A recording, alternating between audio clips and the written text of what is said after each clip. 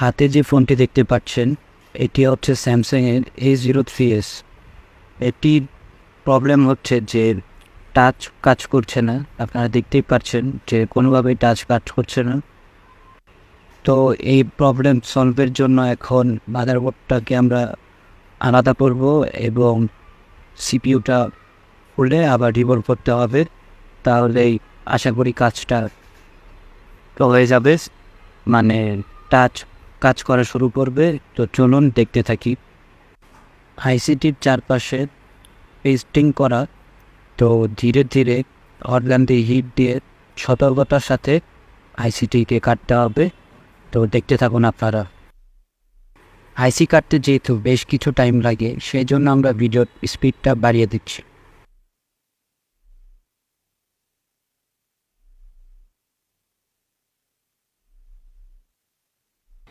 ICT প্রায় উঠে গেছেন, দেখতে পাচ্ছেন উঠে গেছেন।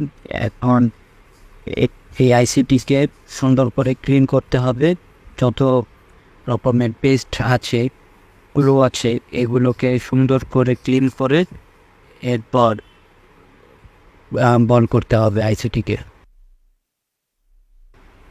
আইসিটিকে এই স্ট্যান্ডে বসিয়ে নেব যাতে আইসিটি নড়াচড়া না করে এবং কাজটা করতে খুবই সহজ হয়।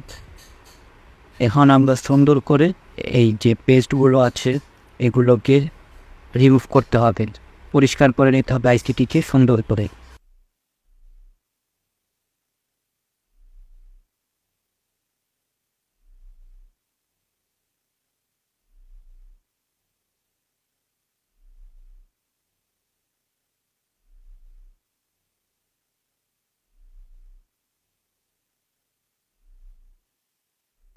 তো এখন আমরা উইক দিয়ে আইসিটিকে সুন্দর করে ক্লিন করব যাতে কোনো প্রকার ময়লা আইসিতে লেগে না থাকে।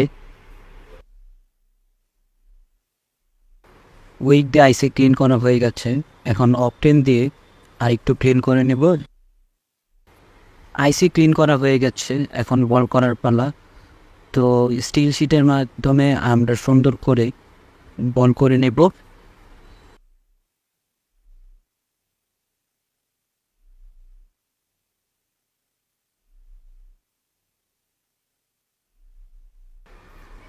তো আইসি বল করা হয়ে গেছে, এখন দেখতে হবে কোনো বল মিস আছে কি না। মিস না থাকলে আইসি লাগানোর জন্য প্রস্তুত হয়ে গেছে। আইসি যেহেতু বল করা হয়ে গেছে, তো আইসিটাই সাইডে রেখে দেব। এখন মাদারবোর্ডটি নিব।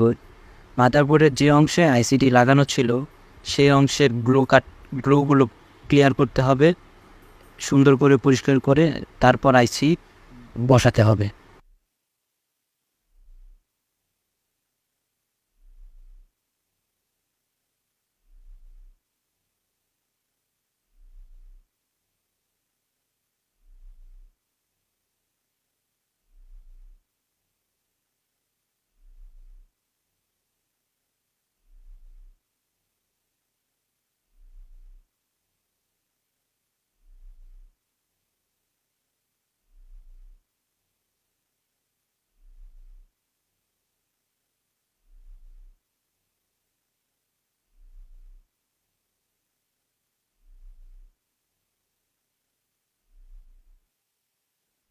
মাদারবোর্ডটি ক্লিন করা প্রায় শেষ, এখন আইসি ইনস্টলের পালা।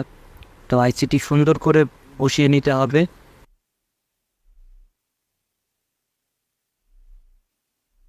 এখন হটগান দিয়ে হিট দিয়ে আইসিটিকে মাদারবোর্ডের সাথে লাগিয়ে দিতে হবে।